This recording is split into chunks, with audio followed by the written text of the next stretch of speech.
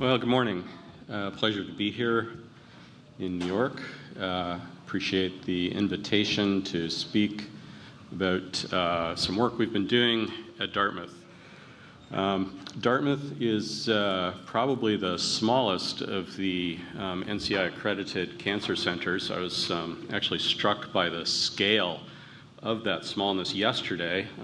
Folks from Anderson were up here talking and mentioning something on the order of 600,000 patients per year, and that is right in line with the total population of the state of Vermont where I live. And in comparison, we're treating approximately 1,000 patients per year. Anyway, I'd like to describe to you some work we've been doing with cherenkov imaging so that we can monitor not just the patient, but also the beam during treatment. Here's my disclosures. The work is by and large supported through NIH grants. In fact, it's totally supported by NIH grants. Dose Optics is a little spin-off company which was created by some of the Thayer School of Engineering faculty. I am not involved in that whatsoever. I was chief of clinical physics at the time and decided I did not want the conflict of interest. So I've got no skin in the game there. Vision RT is kind enough to invite me to speak at this conference, but other than that, there is no conflict there at all. All the human studies that I'll be describing have been approved by the Dartmouth IRB, and this is a collaboration between Thayer School of Engineering, Dartmouth Health, and Dartmouth Hitchcock Medical Center, and it's a great team. So anyway, I'll talk a little bit about physics, just because hopefully you've had your coffee and you can stay awake through it. So cherenkov light is produced by charged particles going through matter. Well, we're starting off with X-rays. X-rays do not have any charge associated with them, but through radiolysis of water, photoelectric effect, or the Compton effect, we can get free electrons streaming through, and of course, as you know, it's the electrons that are actually delivering the dose to the patient. As the electrons are traveling through the tissue, they create this cherenkov emission, which is visible light. Okay, so if the electron moves through tissue at faster than the speed of light in that tissue, you create a polarization, and the relaxation of that polarization results in visible light. Unbeknownst to you, or knownst to you, you've seen this in the media reports from events such as Chernobyl or Fukushima, where they like to show pictures of the decaying nuclear fuel rods, and there's this eerie blue-green glow that's emitted, and that is cherenkov emission. It's named after Pavlov Cherenkov, who discovered that his experiments in the 30s with radioactive materials seemed to have this blue-green glow. He wins the Nobel Prize for that, as did Frank and Tam, who worked out the mathematics to describe the yield of cherenkov light as a function of beam energy, basically hitting the tissue. So as you can see here from the Monte Carlo plot, the amount of light emitted is proportional to the dose that's been delivered in the medium. And so for a monoenergetic beam, anyway, even a polyenergetic beam, one can get these linear plots, and it makes you really excited that if we measure the light coming off the patient, then the patient can be their own dosimeter. It's a little more complex than that, and I'll touch on it later. 2013, Dr. Pogue walks into my office and says, hey, I've heard about the cherenkov emission. They're using it for some molecular studies, and wonder if we can see that in therapy. And I said, oh yeah, we've known about this forever. It's in all the textbooks, even going back to Johns and Cunningham, but no, you can't see it in therapy because it's too dim. We all know this. But the Linux down the hall and go give it a try. So that's kind of the Dartmouth way. Everything is open to everybody, and you can try whatever you want to. We try to invest in each other's success rather than competing with each other because we're so small. It's the only way we can stay in business. So the next morning, the graduate student, Rongjiao Zhang, walks into my office, big smile on his face, and he's got a picture of a beaker of water that's glowing blue-green. and off we go. So this company, Dose Optics, eventually was formed, and they've created the camera that you see on the screen, and the product is called BeamSight. And the trick is that the linear accelerator is delivering radiation in pulses. And so if you gate the camera to the accelerator and only acquire a frame during an X-ray pulse, then you've eliminated all this dead time where you've got nothing but room lights on, and so you actually have a chance to image the cherenkov emission. So this is just sort of a CCD camera. It's got an image intensifier between the lens and the camera chip, and we use a remote trigger unit, which is just looking for stray radiation in the room, and every time there's a pulse out of the linac, the RTU gets a pulse and it takes a frame out of the camera, and so we can then image. So here's a breast cancer patient being treated. You can see the field glowing, and here's the various control points for the treatment. You can appreciate them. And if we get back to the full frame, the other thing that you can appreciate, especially in breast treatments, is that there's a significant amount of superficial vasculature. You can see it there, actually, in the inferior portion of the breast. And the blood that's in those vessels is red, and so it's attenuating significantly the blue light which is being emitted from the cherenkov beam, and so you see the shadow of the vessel. And you can easily imagine, just extrapolating from portal imaging, that one could define the vessels and measure the distance to the field edge and use that as an indication of accuracy, not just to the external surface, not just to the bony anatomy, but actually to the soft tissue that's being treated in this particular clinical venue. So this is a picture of an abnormal room. This is our Trilogy accelerator, and what you see in addition to the vision pods are, on the right-hand side anyway, are more vision pods. So we've got an experimental system as well as the clinical system in that room, and then you've got these Dose Optics cameras that are hanging directly next to the Vision RT pods. The reason for the experimental vision system is that just as the room lights might interfere with our signal-to-noise ratio on the cherenkov imaging, so could the projected light from the vision pods. And so we had an experimental system where we would gate the LED projector inside the vision pod to the radiation treatment beam and turn the LED off during the 3 microseconds that the radiation pulse is coming out. That was a cute trick, and it worked out really well. It's been now implemented, and so here's another view of a patient being treated. You can clearly see the field illuminated on the skin, and at the end of the treatment, you can get the cumulative dose distribution on this color plot, and this can be calibrated to dose in the future. But right now, at least, it gives you a nice indication of where hot spots might be. You can see those in the yellow, and where the cooler edges might be. You can see that in the penumbra of the beam. On the right-hand side here, we've got the real-time view of a patient being treated to a posterior orbit tumor, and what you saw was a glow coming out of the lens of her eye. On the left-hand side of the screen is the cumulative dose image as it's being built up. And you can clearly see now the exit beam as the gantry is rotating around on the right. This particular patient was put into a surgical head frame because of the proximity of the tumor to the optic nerve apparatus. And I'm not sure if we would still do that today with 6-off couch and open face mask, but nonetheless, that's the decision that was made. This cool observation was published in the Red Journal. There's absolutely nothing to learn about mistreatment. This is all according to plan.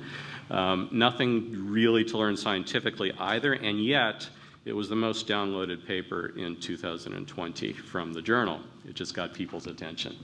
So we opened up a trial looking at imaging of cherenkov emission from patients undergoing treatment with basically all comers through treatment machine, actually, and we're looking now for errors in treatment or improvements that could be made. So here's first case in point showing patient motion where the chin drops down into the field, and therapists are able to go in the room seeing this and ask the patient to move their chin up and out of the radiation beam. Likewise, contralateral leg, we had a case where the patient was kind of moving around, and we got some spill dose over to the contralateral leg, and that could be appreciated in real time and corrected for. We started seeing issues with bolus placement as well. It's been my long time assertion that bolus is actually misspelled and the L should be a G. But so here on the upper image, you see proper place. Sorry about that. And on the lower side, you can see that the bolus has been placed a little inferior of where it needs to be, and so we've got some spill of beam on the medial, which is not achieving the full buildup that the bolus is meant to deliver. Here's another case where you would never have appreciated this, but during the planning session, the therapist or the dosimetrist left a leaf pair open at the inferior portion of the field. And this was delivering such low dose that nobody appreciated it through the plan review. So the dosimetrist didn't notice that it happened, the physician did not notice that it happened, the physicist checking the plan did not notice that it happened, and then on the first day of treatment we see this weird stripe at the inferior portion of the field. And we went back and found that that was in the initial plan and corrected it. Second study, this is a broader study. The first one, excuse me, I was in error, was limited with our IRB through to a certain number of patients. This one was open to all comers.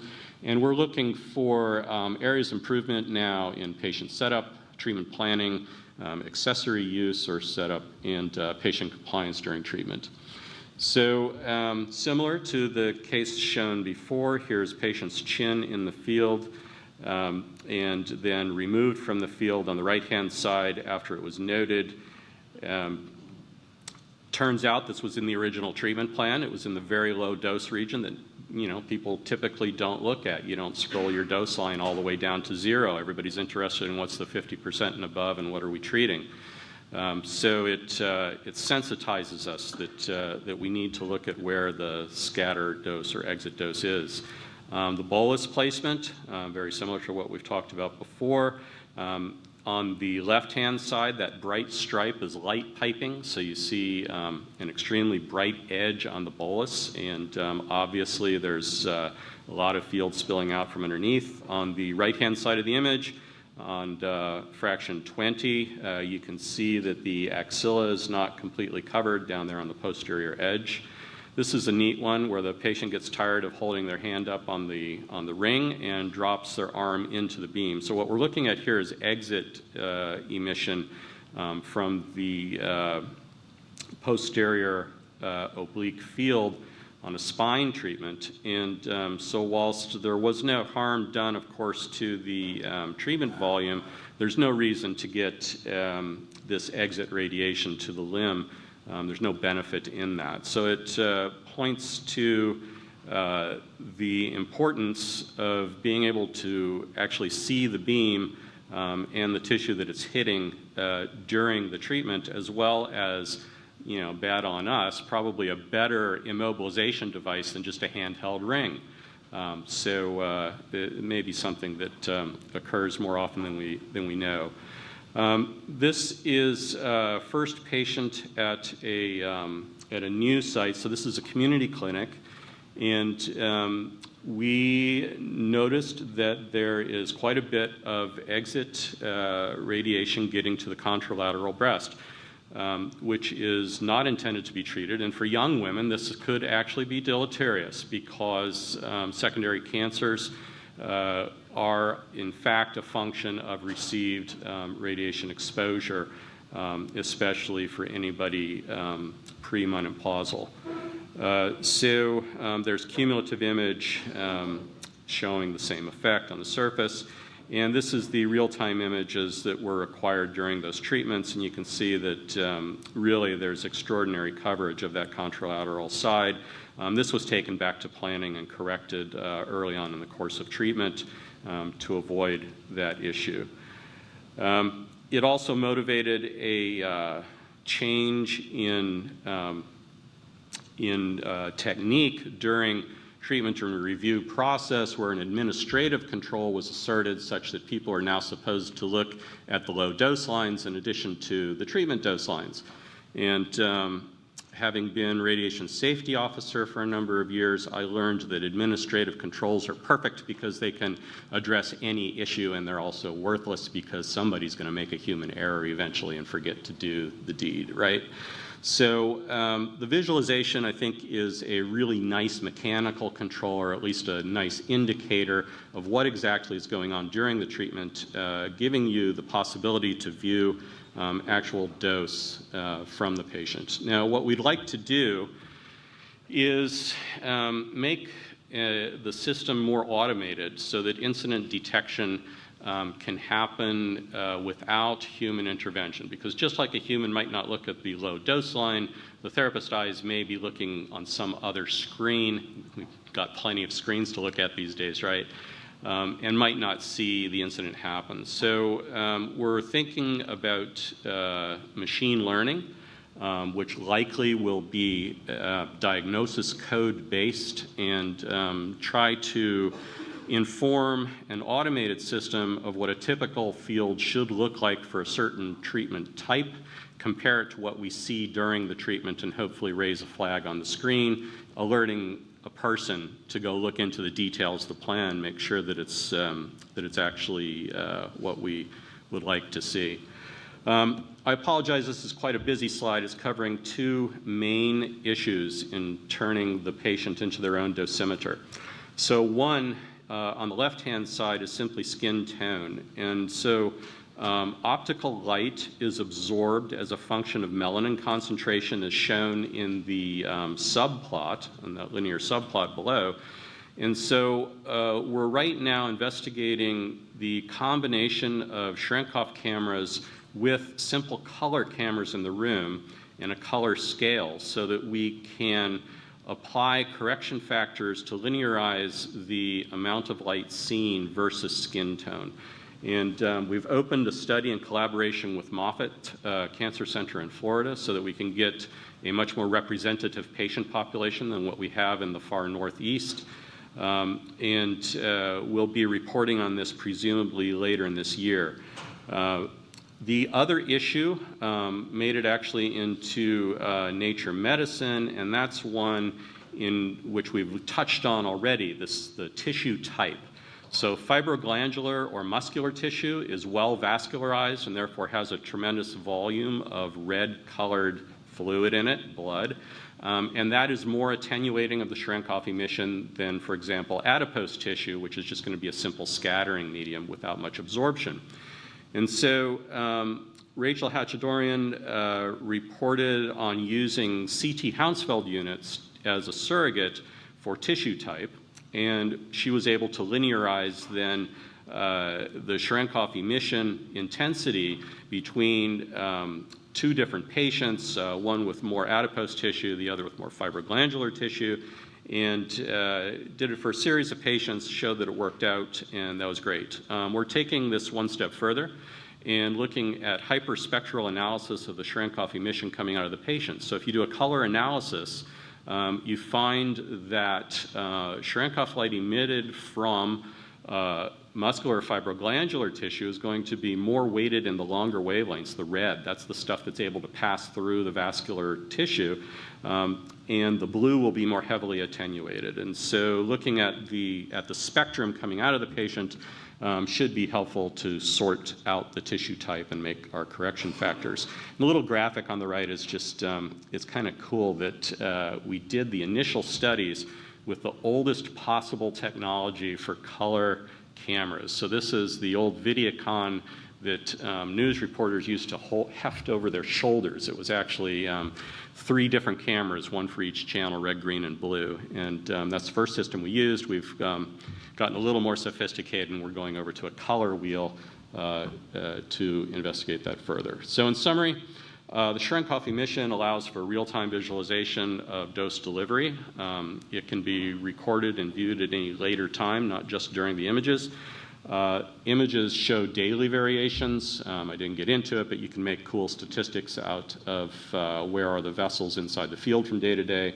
Non-ideal deliveries can be due to patient non-compliance or motion during the session, which may or may not be included in your ROI. The accessory placement or bolus is an obvious problem.